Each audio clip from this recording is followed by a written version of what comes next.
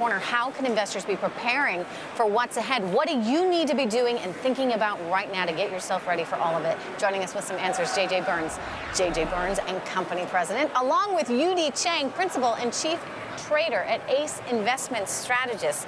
Mr. Burns, you're pretty nervous about things. You don't think the earnings are going to come in the way some might be hoping for? You know, we've had a tremendous amount of government stimulus, Trish. We've had, you look at real nominal final retail sales come in, at best 0.5%. You take that, you mix it up in your blender, and you're getting about 1.7% off of GDP. So at best, if we did not have government stimulus, we would be likely contracting or at least very flat in where we are. So do you think this market's ahead of itself? In other words, have they not been fully baking in the downside here? Well, if QE2 comes in, they haven't really fully baked in. And the government right now is looking, hey, we've got QE2 on the table. If there's easing, it would be beneficial in the short run, but ultimately it's going to impact earnings. Jobs, consumer spending is not there. It has to contract in our world of what we're looking at for valuations. You know, Yu-Dee, a lot of the economic data, though, that's been coming in has pretty much been either spot on or even surprising to the upside. I mean, we did have some manufacturing numbers that folks were disappointed with today. But, you know, the reality is it hasn't been looking that bad. Is that because we just don't know what's ahead, as maybe JJ might point out? What do you think? You know, what I think is that we're still in this so-called secular bear market. So the truth of the matter is, things are really not as rosy as they seem. But on the other hand, they are not as bad as you think. Basically, we have a slow growth. So we don't really have deflation or inflationary pressure for that matter. And Fed, though, is pretty favorable with their interest rate policies. Thus, I believe you should be buying the dips and selling the rallies. Coming into the month of September, everyone was talking about what a horrible month it's going to be. Yet the market had its biggest rally in its history. Okay, so what would you do then? I mean, if you just made a lot of money in September, would you basically pack it up and go? I would get ready to, actually. We're a little bit technical based also. We believe there's a little bit left in the market, maybe another 3% or so to the upside. And after that, we really are getting ready to take some profit, but though, getting ready to buy the next dip.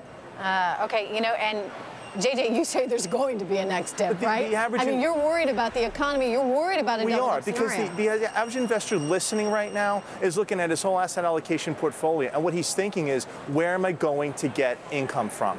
He's a baby boomer who's bought $100 billion in bonds in the last 30 days. He wants to see definitive returns and definitive yields. Well, where do you get it? Where do you get it? You have to look at your high-quality corporates, and you have to be a real nitpicker about what you're going to get. You can't sit there, like Dave Dar said before, and buy a 256, 260 yield on a 10-year. So he said if you do that, you basically think we're going to be Japan. Well, basically. But you know what? If you took out your deflationary playbook right now and played it out with a deflationary playbook, you'd probably be in pretty good shape going into 2012.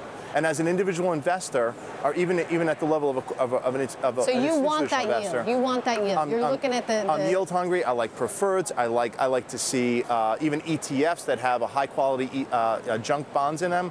But even some junk bonds, some of the spreads are widening. So there's a little bit of fraying at the ends, which is why you got to be a little bit careful about that. Yu-Dee, I want to get to your picks in just a minute. But first of all, I was just reading through the notes that you had given our researcher ahead of today's segment. And one of the things you say here is that Japan has become a very useful tool in estimating what will happen to the U.S. That intrigued me. What do you mean?